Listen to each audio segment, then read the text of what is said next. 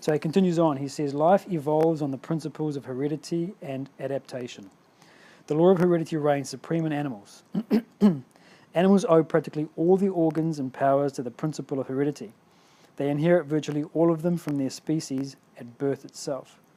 A human also is governed by the principle of heredity, but the predominance of the principle of adaptation or education distinguishes the human being from the animal. At the infant stage, a baby is as innocent and ignorant as a pup, perhaps more, but there is a striking difference in the later stages of their lives. The pup inherits at birth almost all it requires for its complete growth, whereas the child can, through proper adaptation and education, acquire phenomenal powers, even gain suzerainty over the world. Okay, so it's an interesting idea that an animal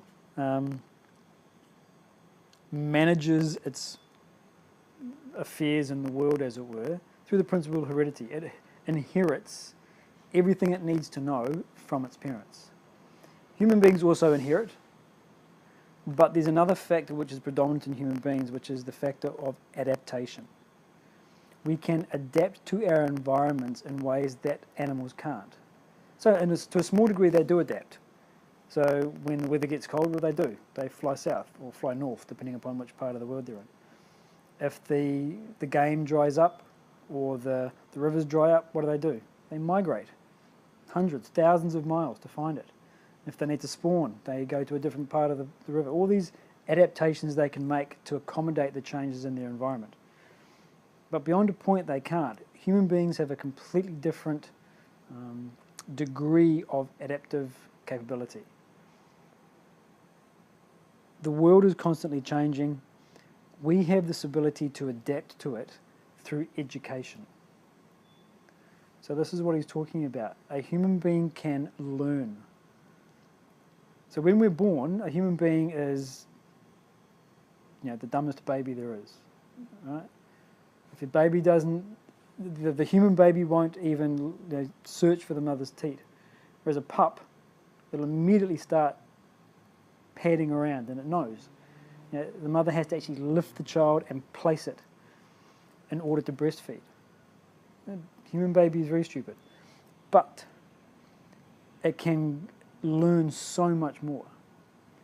And so what they're saying here is that, in fact he starts to say this in the next paragraph, the world is not a difficult place to live in if we understand these two principles, adaptation and heredity, that we can adapt to the changing environments through education. Now, education on what? What do we need to understand in order to be able to manage life properly? Human development. Human development, yep, good. So it's understanding then the principles that underlie human development. It's understanding the principles that underlie human experience. Why do I experience my world the way that I do and not another way? Why am I happy, agitated? Why am I depressed? Why do I feel disconnected from my community? Why do I lack a sense of meaning and purpose? Why do I feel affection for the people around me? What's the cause of my experience? On what basis do I make my choices?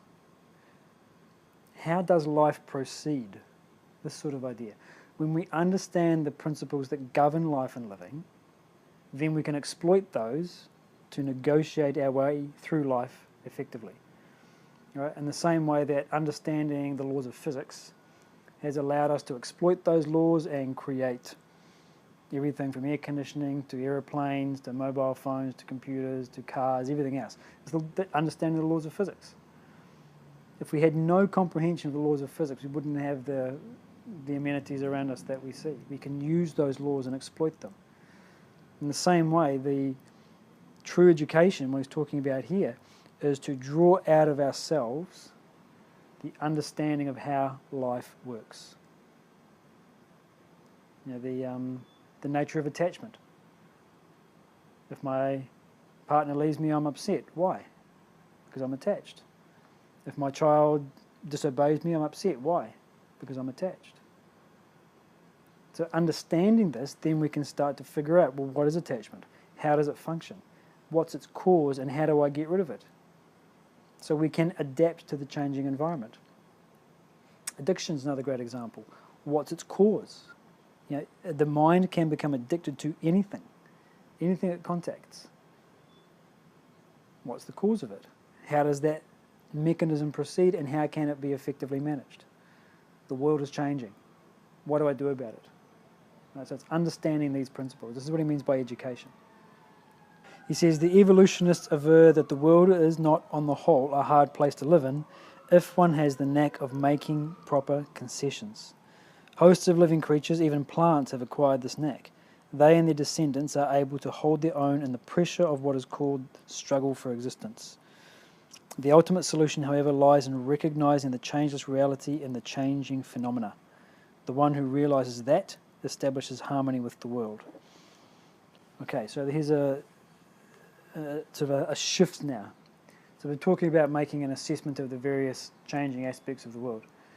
But now he's talking about that, what he called the ultimate solution.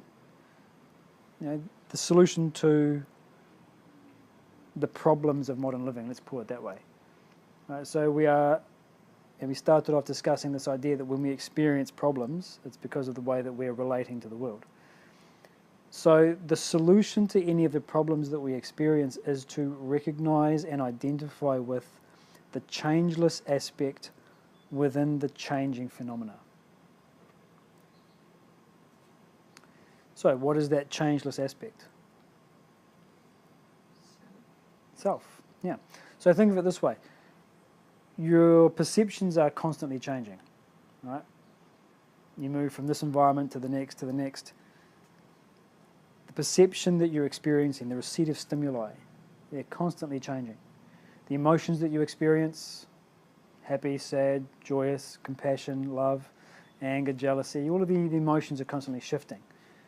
You get changes in moods, Your ideas are shifting, your thoughts, your values, your beliefs, they're all changing. But there is something running through all of those experiences that doesn't change. It's that thing that we label or that we call I. I. Who is the one who is having those perceptions? Well, I am. Who is having these emotions? I. Whose thoughts? I. So no matter what the perception, emotion and thought is, no matter what the quality of the experience is that you're going through, that I remains the same. So he uses an example later on in the text. This idea that when you're very young you say, I am a child. Later on you say, I am a young man, a young woman. Later on you say, I am an old man, an old woman. Now the child is not the young man, is not the old man. They're completely different personalities. Now physically, of course, they're completely different.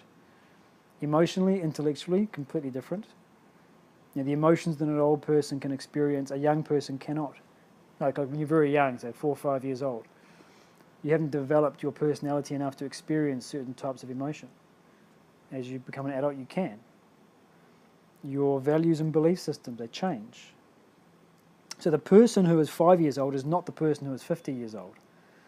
And yet, when the 50-year-old recounts his first day at school, what does he say? I went through the gates. I went to the classroom, I sat down, I met the teacher, etc. He claims that it happened to him, to me. So despite the fact that the two personalities are different, they are both equated to this same sense of I. That's the unchanging factor that runs through the changing experiences. So there's a verse in the Bhagavad Gita, he talks about this. He gives an analogy. He says, all of this is strung on me like gems on a string. So he's talking about a necklace. You have a necklace with different gemstones on it. Different colours, different qualities, different clarities, different values. But the one thing that holds them all together is that thread, that string. We go through changing, different experiences, different qualities, etc. That common thread that holds them all together is that sense of I. So once we become aware of this, we can start to investigate that. What is it? What is its presence? What is its purpose? How does it function? Does it function? What does it do? We just start to investigate it. As we investigate what that I is, what that changeless aspect is, we start to identify with it more. All right, so what do we mean by identify? If we identify with something, what does it mean?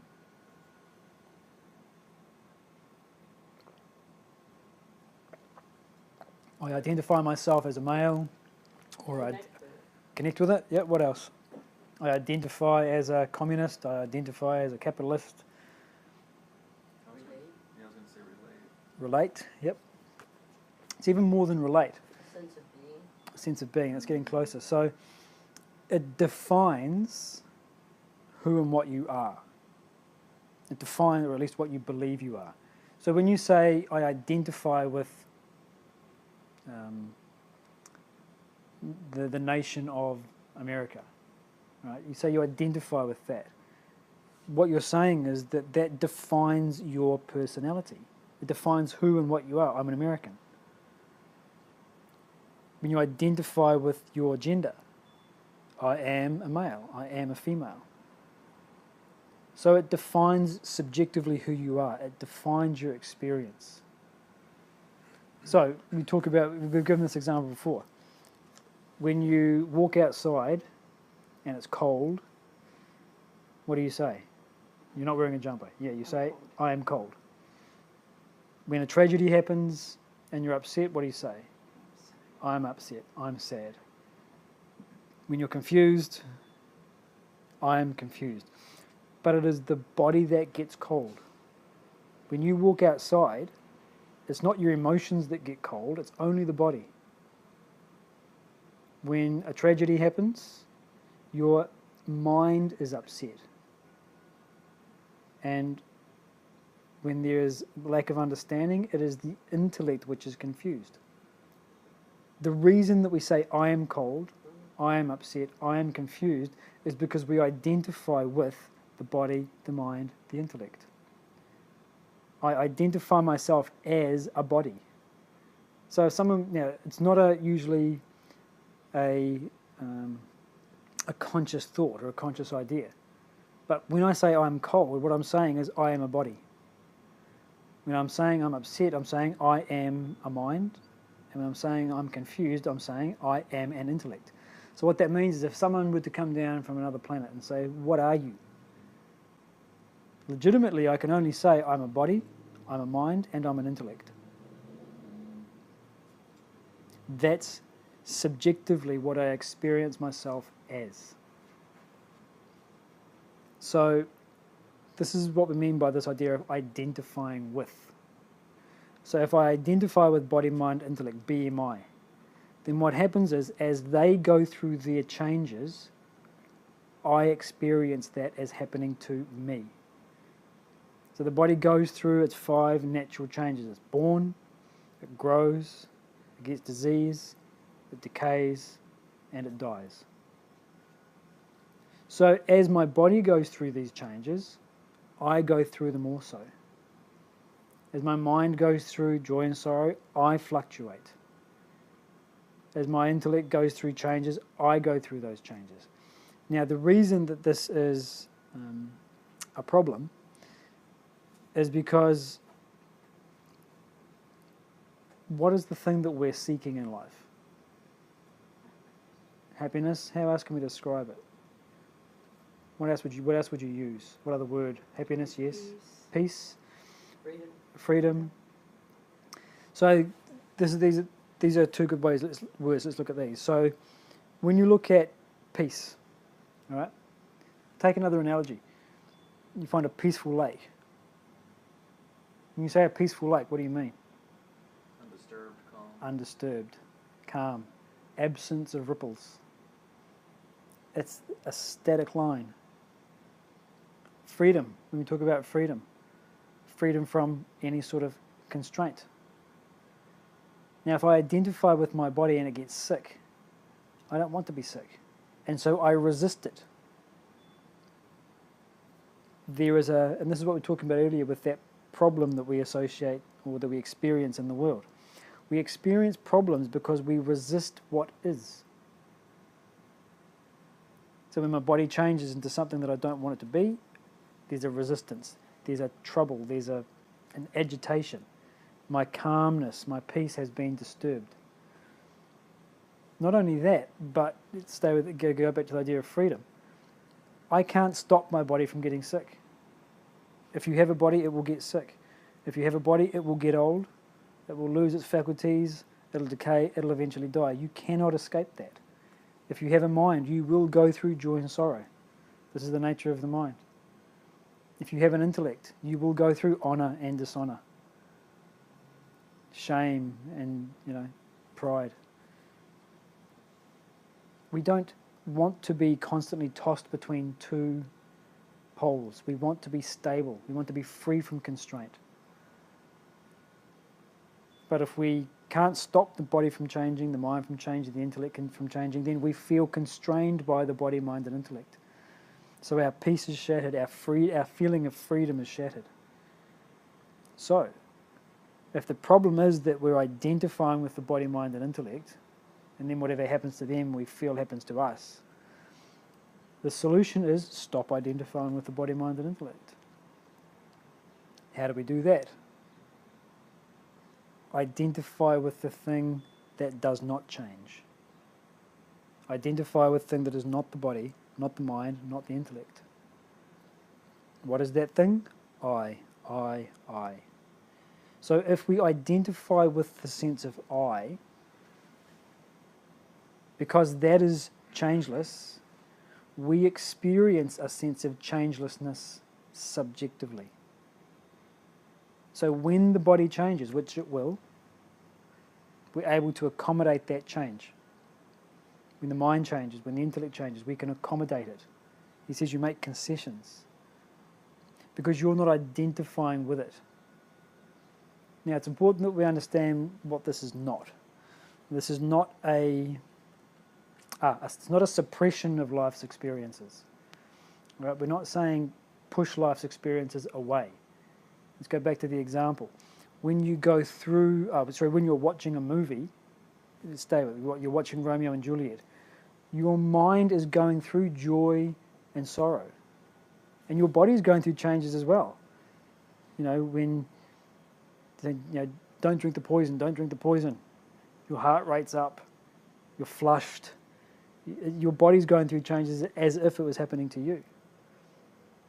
But at no point when you're experiencing that tension, when you're experiencing that heartbreak, can you say that you are suffering. Of course you're not suffering. You're enjoying it. The reason that you watch Romeo and Juliet is because you want to feel heartbroken. The reason that we can experience the heartbreak without feeling affected by it is because... Why can we experience the heartbreak of Romeo and Juliet but not actually suffer? We're not attached to it. We're not attached to it? Identifying. More simply than that. It's not actually happening to us. Yeah, it's just a movie. No. It's not actually happening to me. It's entertainment. Now, in a sense, it is happening to me. I'm identifying with the protagonist. I'm actually experiencing their heartbreak.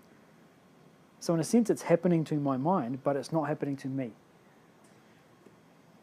So we're always identifying with our own personality. We're stable there. So even when the mind is going through its fluctuations, we are stable. We're centered. We never lose ourselves. So this is what we're talking about with this idea of identifying with the changeless. We let the body go through its changes, let the mind, let the intellect, let the world change around us.